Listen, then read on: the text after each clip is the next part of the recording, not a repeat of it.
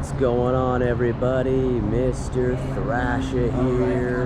Welcome to the Academy Museum of Motion Pictures. I've never gone through here, so I'm pretty excited. Should be some screen-used gems from films. We should see lots of stuff. So I told them I was really into movie props and stuff, so they said I would start at the top floor and work your way down. So that's just what we're gonna do. Got Jaws over here. Look at the size of this. This is exciting. I wanted to come here for so long. Put it off last couple trips to LA, so here we go. Hoping we can see some good Wizard of Oz stuff. Oh, what is this? Oh, look at this. See if you can notice the Toy Story characters.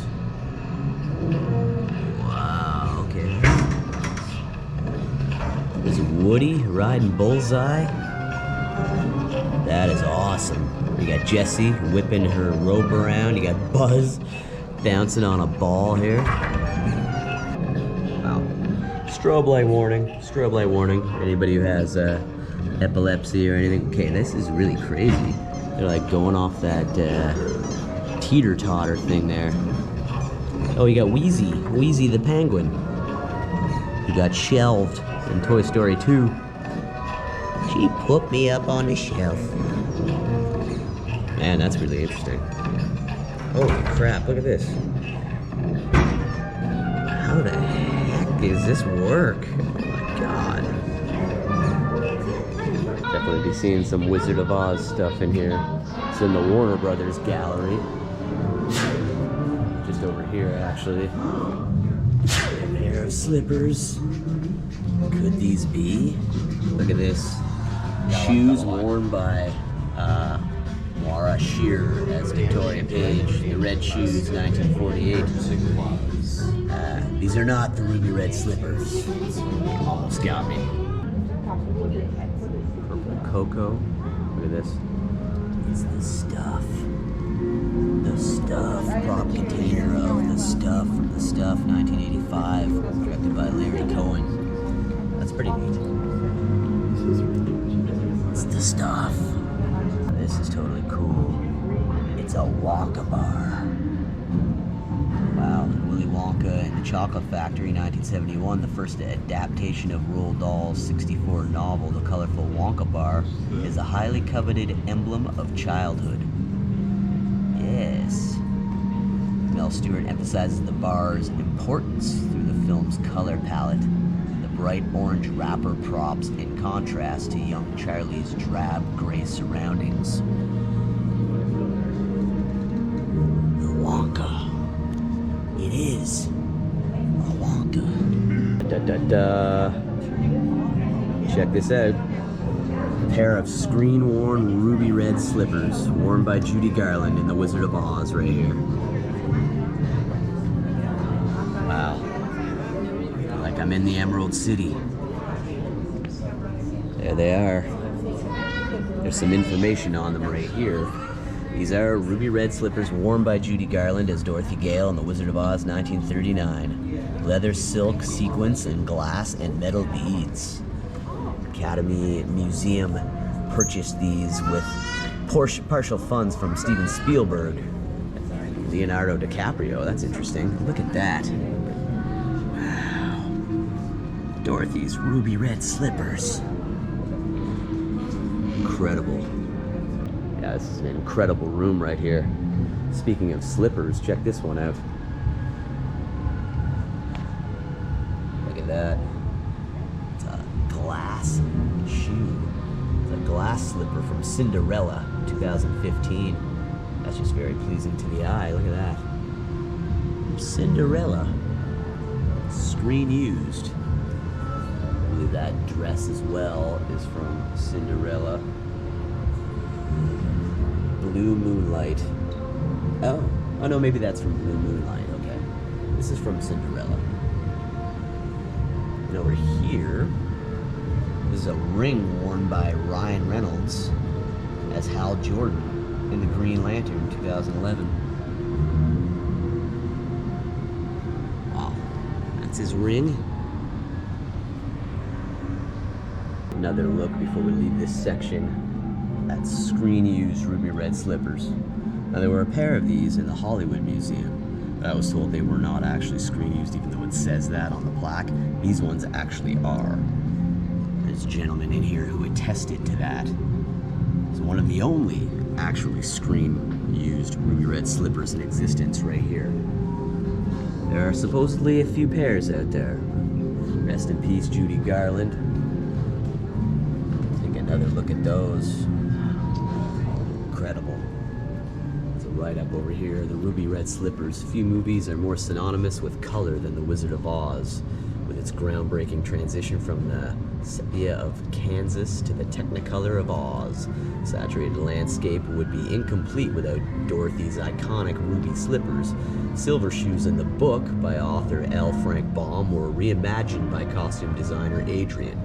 These white silk pumps were dyed red, covered with silk georgette, and embellished with roughly 4,600 sequins to shine brightly on the movie's yellow brick road leading to Emerald City. Incredible.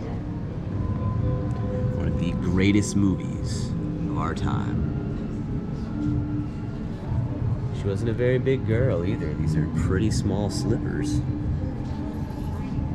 Hard to tell on screen, but there you go. Costume worn by Tilda Swinton as Madame Blanc in Suspiria. That's really cool. In the mood for love.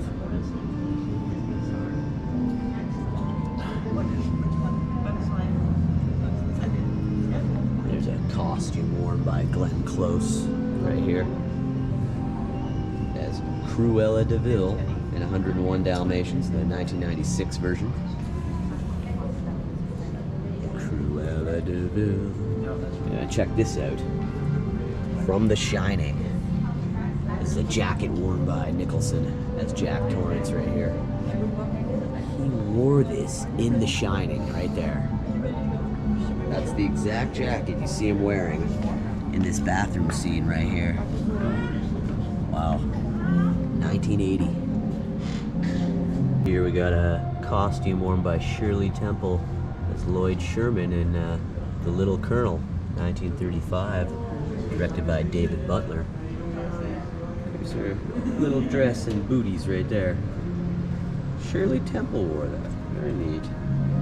Over here we got Reese Witherspoon as Ellie Woods in Legally Blonde 2. There's her costume there.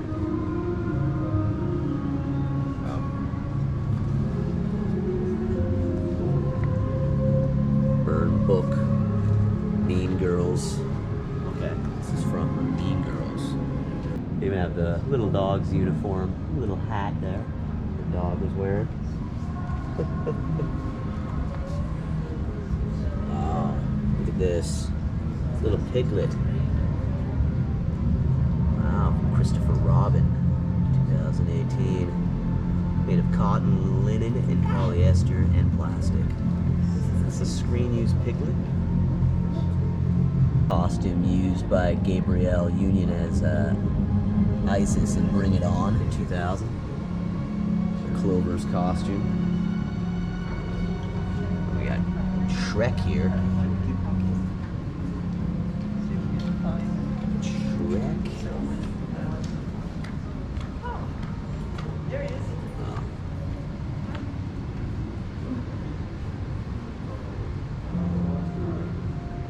Look at this model home here. From the film Up. This was the actual model home. Yeah, they use color study models as proof of concept. Color is of particular importance. So in the film Up from 2009, they actually used this in production. This beautiful crown here was worn by Jack Lemmon as Prince Frederick Hatnick, Professor Fate in The Great Race, 1965. 1965, that's an old one. We got a Smurf over here.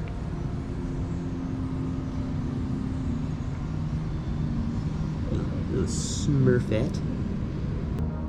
All kinds of old film equipment from the early 1900s. Stencil coloring. Wow. It's very cool. Of course, Wizard of Oz, one of the first ever films to be presented in color after the tornado scene. Look at these old cameras, old Panavision. That's very neat. Technicolor 4 Prism, 1937. Wow, that's rather fascinating. Look at this thing.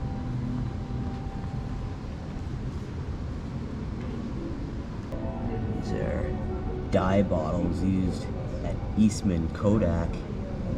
Technicolor dye testing. It needs charging. Close it up. Color arcade in here. Not an arcade with games. Arcade does not always refer to an area where kids play games. Wow. Seems like a dream.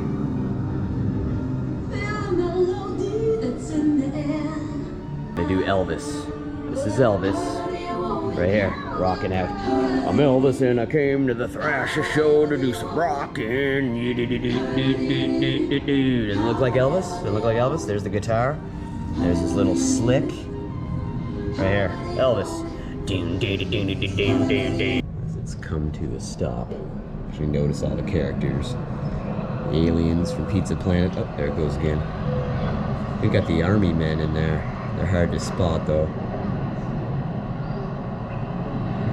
Ride like the wind, Bullseye.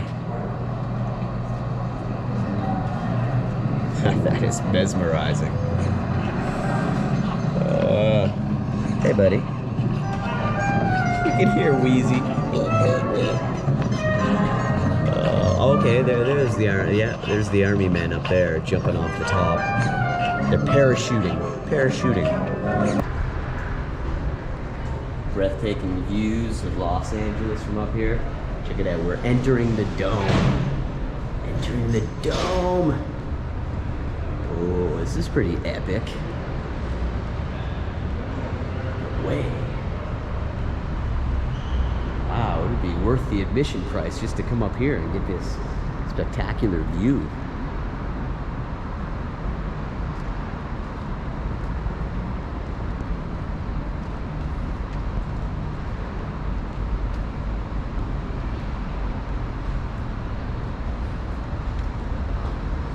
In the dome. I'm in the dome. Never seen anybody show this before, so this is wicked.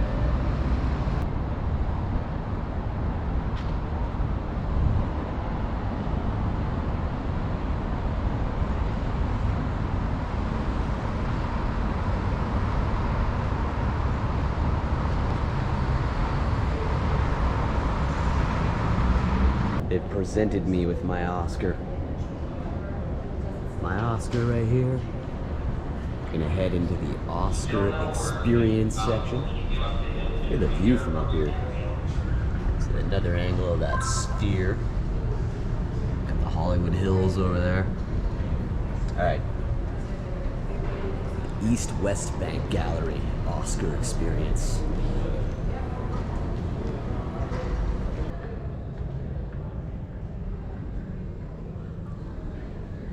Place is breathtaking.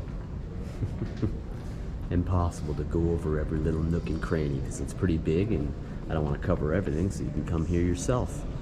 Very well priced. You can take tours or you can give yourself a tour. Now we're going to look over some screen use props from superhero films. Starting with this mallet bat.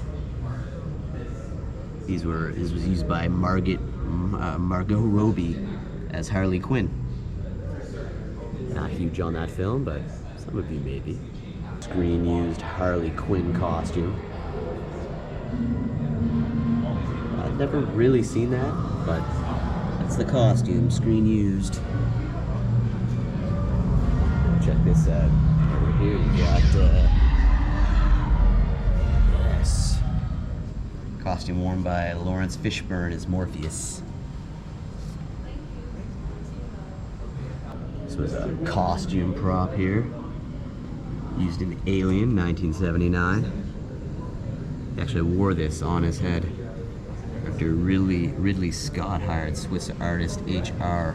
Geiger to design this now iconic xenomorph after seeing his 1976 painting Necronomicon 4. Wow. A primal depiction of horror. Shield here. Captain America. 2011. Look at this thing. Prosthetic suit worn by Doug Jones as the Amphibian Man in The Shape of Water. These cases are great. Yeah,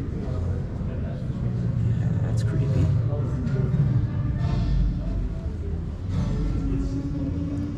I think this is from Iron Man. What's this? Avengers Endgame. Okay. This one's from Iron Man. Right, Iron Man 2008 and Iron Man 2. Fiberglass, foam, tape, paint, and electronics. Looks like it would be made of like pure iron or metal, but pretty cool. All kinds of awesome stuff. We're gonna show some Star Wars stuff here. First we got this Barbasol shaving cream cryo can from Jurassic Park 1993. I've shown many Jurassic Park props on this show before. This was from Jurassic Park 93. You can see all the actual dinosaurs used in the film on my Icons of Darkness episode here in LA. Check that out. This here is actually C-3PO, of course, I don't have to tell you that, but this was the costume worn by Anthony Daniels as C-3PO in Star Wars Episode 7, The Force Awakens. It was used in The Last Jedi, Rise of Skywalker. Okay, so the later trilogy. That's what it says down here. It says screen worn. Got a Stormtrooper helmet worn by John Boyega, so Finn. That was Finn's helmet in the new trilogy, and you got these guys who are in the new trilogy as well. Oh, there's Vader's dilapidated mask. Wow. Kylo Ren is looking upon his dead grandfather, wanting to be as evil as Lord Vader. It's the melted Darth Vader helmet. And yeah, you only see that one in The Force Awakens. This is cool. This here is actually a puppet used in Gremlins, 1984. Made of latex. Foam and paint. It's just latex. Gremlins, 1984. Of course, we got the amazing Spider-Man here. This is a costume worn by Andrew Garfield as Spider-Man. Not Tobey Maguire, but pretty cool. The old movies about space. Oh wow. Neat. Love everything that they're doing with all the screens here. Incredible. From 2001, Space Odyssey. Most of the props from the film were actually intentionally destroyed by Stanley Kubrick. This is an Ares 1B lunar landing shuttle miniature model they use for filming. Oh, look at this. It's Teddy animatronic. Wow. Animatronic Teddy? It's a costume worn by James Duvall as Frank. Freaky. Donnie Darko. Wow. Actual costume he wore. Check this out. This is actually Clark Nova Beetle typewriter. It's a typewriter. Hard to tell, huh? From Naked Lunch, 1991. American Werewolf in London, 1981. Directed by John Landis. Always creeped me out. Check this out.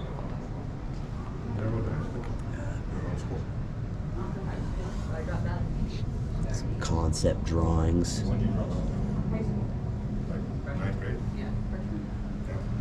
Life cast. It's the animatronic right there. Look at that artwork. But did you like immediately?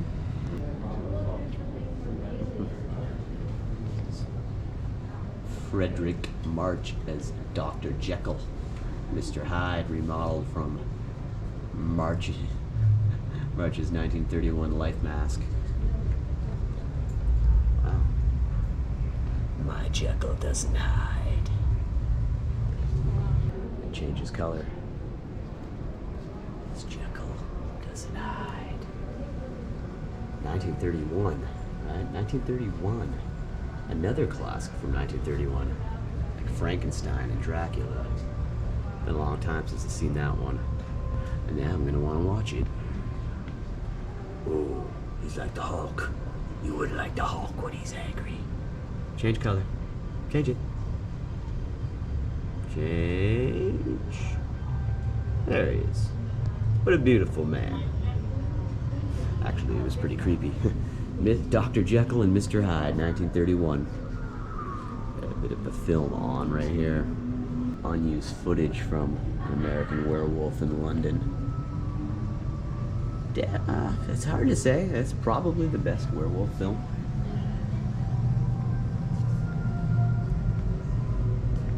Actually, I like the movie American Werewolf in Paris as well. Of course, you know, the Wolfman's the best, but very cool to see this. Some original concept art in stage 4. Stage 4 and 5 of 6 for the Terminator. These were actually for the T-800 Terminator 2, 91. As you can tell, after T-1000 beats the shit out of the Terminator. Wow, that's pretty cool. These are from Ex Machina. I got some Terminator 2 Judgment Day clips. Check out my full Terminator film and locations. And in that Icons of Darkness episode, you'll actually see screen use props, including the robotic arm used in Terminator 2. So, check that out. What's that, an intestine?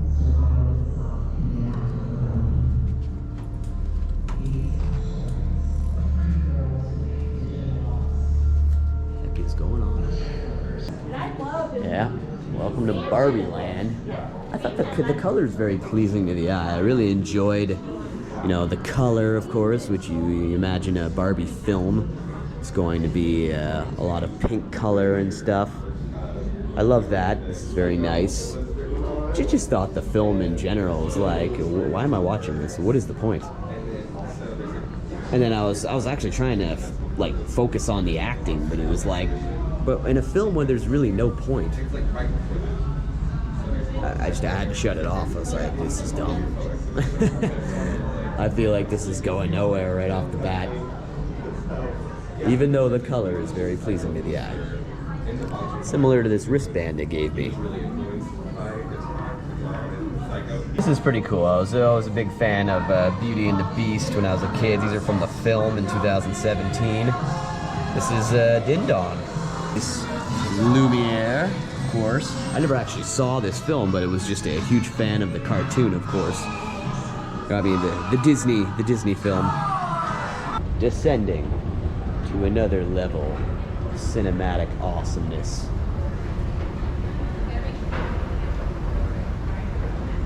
Descending down to level 2. Let's see what we got down here. Some more used, worn costumes here on display. This one here is Sammy Davis Jr. as Sport and Life. Porgy and Bess, 1959. Wow. couple of costumes here worn in that stupid Barbie film. But we got some cool Wizard of Oz stuff over here we're gonna check out. Just don't see that Barbie film as being iconic. Check this out, Sweeney Todd, the Demon Barber of Fleet Street, played by Johnny Depp. Wow. Things used for makeup here. Here's a screen-used costume right here that Johnny Depp wore in the film. You can see another one of those in the Hollywood Museum.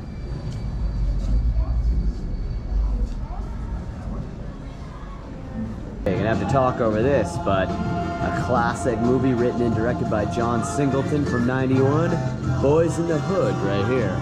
The whole room here on Boyz in the Hood. Photographs, and you got the movie up here. Look at all this stuff. You got lots of behind the scenes photos.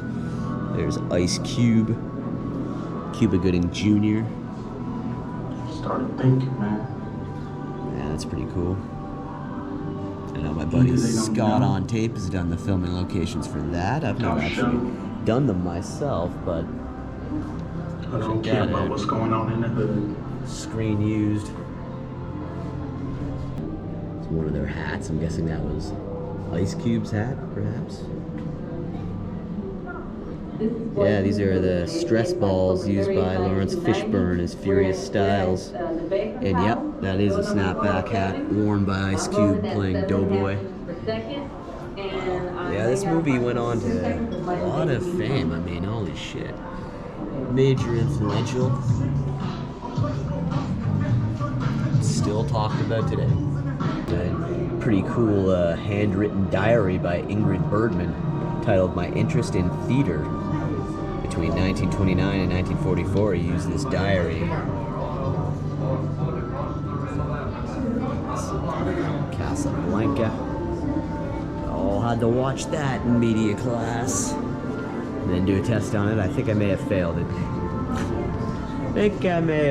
But here's a Humphrey Bogart, Arthur Edison, the cinematographer, in this picture. That's a pretty cool picture. I would have aced the test now, but I just didn't care when I was in high school, you know what I mean? This here is actually Sam's piano from La Belle Aurore, Casablanca, 1942. It's incredible. That is incredible. Look at this. Love how they adorn the whole wall. Black and white shots from Casablanca. They're screen-used doors. These are doors from the set of Rick's Cafe in Casablanca, 1942. We also have another piano here. This is the piano used in this scene right here. Play it, Sam. Sam's piano from Rick's Cafe. Wow. Whole room of screen-used gems from Casablanca. An American classic. Whole section of posters and stuff over here. Look at these old VHS tapes. I taped a lot of movies on VHS tapes. No mistake about it. Let's come over here. You got lots of classic movie posters. Silence of the Lambs right here. John Carpenter's The Thing. Just pointing out my favorites. There's so much to look at. Alfred Hitchcock's Psycho. There's John Turturro, and John Goodman was in that film. Barton Fink. I saw that one time. Fargo, that's a good movie. A Touch of Evil. The Judas Priest song about that movie. Touch of Evil. Of course, Jaws. Saw him earlier. Suspended. 50th anniversary of Jaws this year. That's magnificent. 50 years of a century of Jaws. Over here we actually have the Vidfon from Blade Runner, 1982. Story of an ex-cop, Harrison Ford, who hunts down fugitive human-like androids called replicants. This is the phone booth right here. The Vidfon. The Vidfun. And that's pretty cool. Something you don't see every day. Gonna descend to another level now. Just walk through this crazy futuristic room here.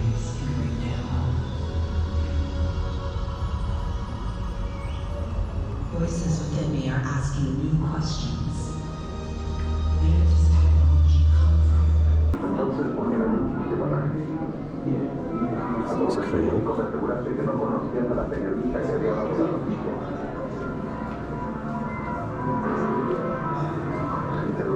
My interest in cinema and film always has originated with Got some actual Academy Awards in here. This is the one for Best Picture that James Cameron got. James Cameron and John Landau for Titanic '97. Pretty cool. Colleen Atwood for Chicago. Toy Story 3. Got an Academy Award for Toy Story 3. Got a whole room of these right here. You can walk around and look at all of them. Some of them are really old. This was from 1948 Easter Parade. This one, 1951. You can see the old scuffs on it. Presented for an American in Paris, 1951.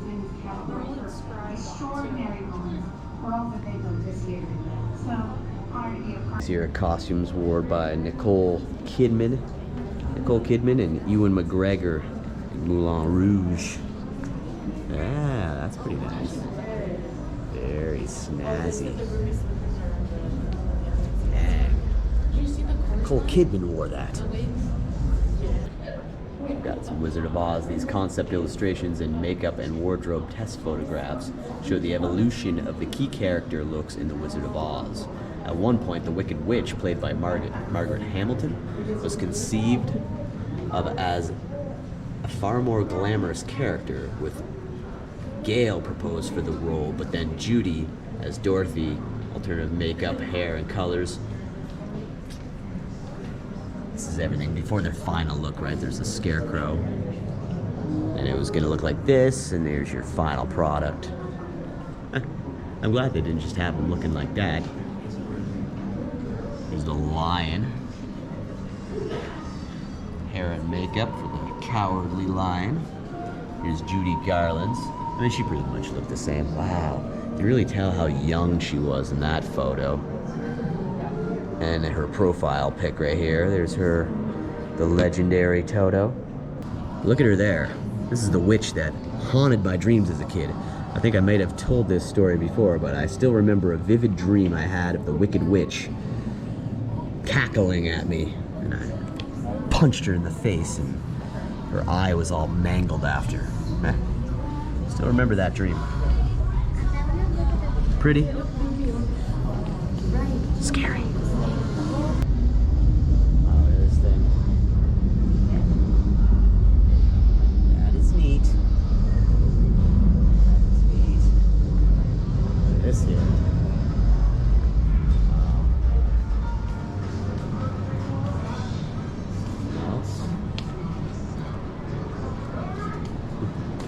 Don't be alarmed, folks. It's just a camera. It's a total universal thing. You got them in your phone, and you're being filmed by them in every room anyway, so. Yeah, old cigarette. I want to smoke it. I want to smoke it. Prop military medals. These are from Snowpiercer. Never saw Snowpiercer. Did I miss out on that one? Must have missed out on this film. This here is a golden pig used in the film Okja, Republic of Korea, 2017.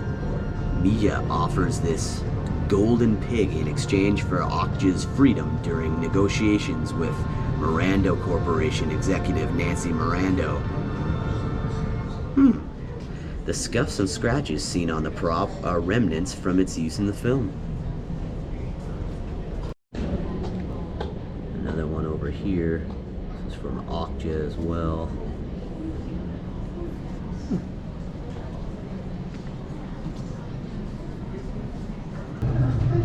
A screen use clapperboard. from Parasite. All these. This was from Okja as well. As well as this was a prop locket necklace from Snowpiercer.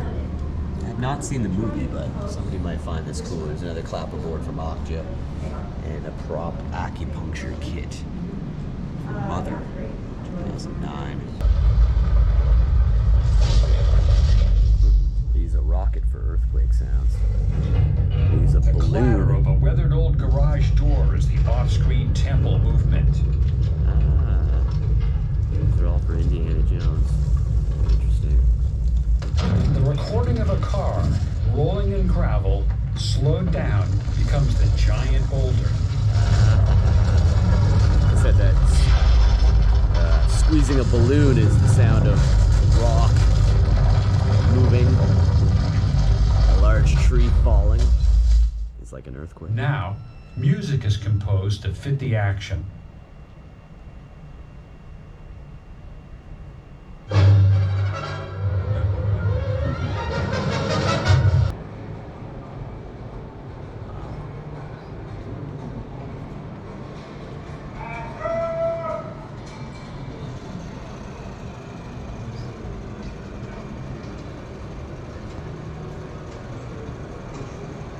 Going to be a lengthy endeavor today. No torrid affairs. There's so much to see. Movies from every decade in cinema history. The beginning of Paramount. Mae West. She done him wrong. By the end of the 20s, the U.S. movie business had been restructured into a studio system. 8 major studios: Universal, Fox, later 20th Century, Paramount, United Artists, Warner Brothers, Columbia, Metro-Goldwyn-Mayer, and RKO. I'm sure you've heard of all of those. Here's the exteriors of Paramount Pictures here in Hollywood in the 1930s. Looks a little bit different now. Here's an aerial view.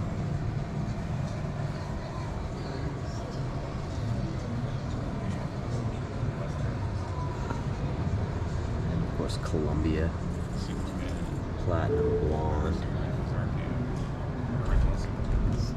King Kong. Of course, a legendary RKO radio picture would be King Kong. King Kong poster, 1933. Love these little model depictions.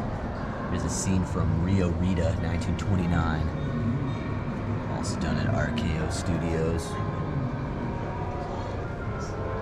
United Artists. Mary Pickford and Pollyanna. Oh, Pollyanna. Wow. Los Angeles, man. There's no place on Earth more steeped in history. On Earth. I mean, as far as movies, there's Charlie Chaplin up here. Brings us to one we all know all too well, Warner Brothers. There's a Warner Brothers tower model. I've covered that exact tower in Burbank many, many times. It's a shot of Warner Brothers Studios way back when, 1928. 1928. There's the Warner's Theater on Hollywood Boulevard. Also 1928. This shot was actually 1930. The Public Enemy. And yeah, Rin Tin Tin. Don't you remember Rin Tin Tin? Rin Tin Tin. A few more here. Universal, of course. There's a Universal City map. Way back when. Of course, you know, the Dracula films. Dracula. There's Bela Lugosi, Christopher Lee. They all were Universal films. Frankenstein. Some of my favorites. From 1931, Frankenstein, Dracula. Wow. These last two here for Metro-Goldwyn-Mayer and Fox. Is it Meyer or Mayer? I never really knew for sure. Louis B. Meyer? Mayer?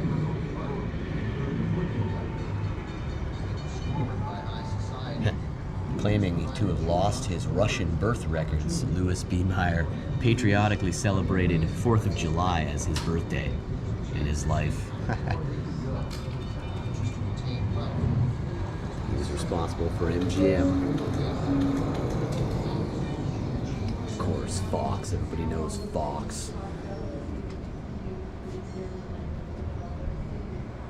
Which became 20th Century Fox. With a flicker of cinema caught their eye, the future founders of Hollywood already found success in the movie. I didn't know who Fox was. It was William Fox, 1879 and 1952. Claimed having invented the fox fur. The blast was formed by the tail. Journeyed from Hungary to the Jewish quarter of Manhattan's squalid Lower East Side tenements. Sold candy to support his family at age 9, already developing an obsessive drive for success. Enchanted by movies as an adult, Fox transitioned from the garment industry to Nickelodeon's in 1904. Resolving to create better product for his theater chain, he moved into production. When we wrap up here, we'll get a shot of this. This is the Saban building we're in right now. This is it from the front when it was Mayco. May Company. Mayco. There's Judy Garland right here. Picture of Judy Garland standing in front of what is now the Saban building. So, I was just told that the 5th level is just open. So we got one more level before we wrap it up here. The Academy Museum.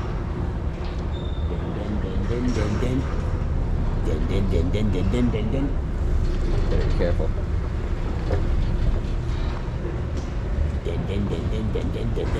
So the final level up here has some gigantic Academy awards up here. We got some notables. Barbara Streisand, Buffy Sainte-Marie, Sophia Loren, Rita Moreno, Hattie McDaniel. Love Hattie McDaniel.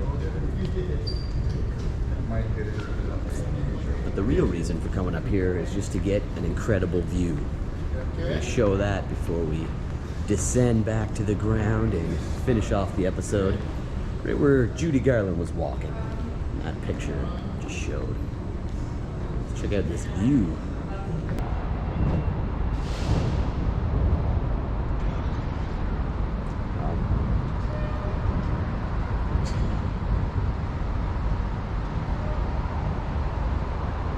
Appreciate you guys joining me today. Give it a big thumbs up. Please subscribe. Besides that rock over there. What the heck? If you're new here, ring the bell to let you know when a new episode goes up. Never know what you may be missing here on Mr. Thrasha Show.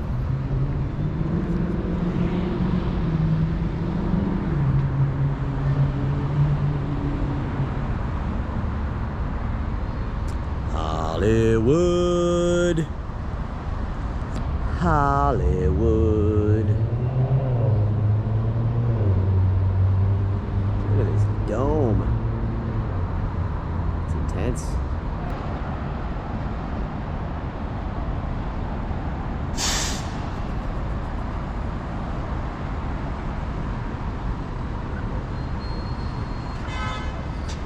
You really see how vast Hollywood is from up here.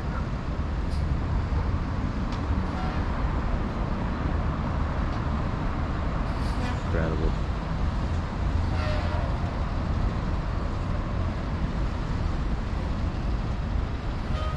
Thanks again, everybody. What an exciting day here today.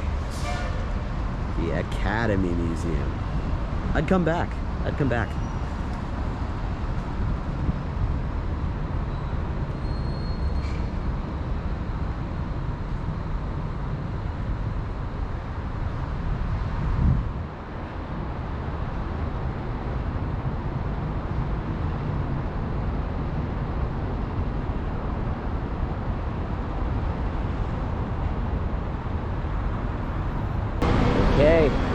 Thanks again one more time, everybody.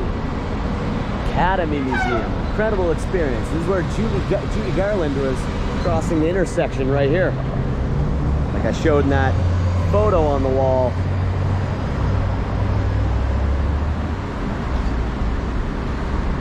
Pretty cool. All right, thanks again, everybody. We'll see you next time.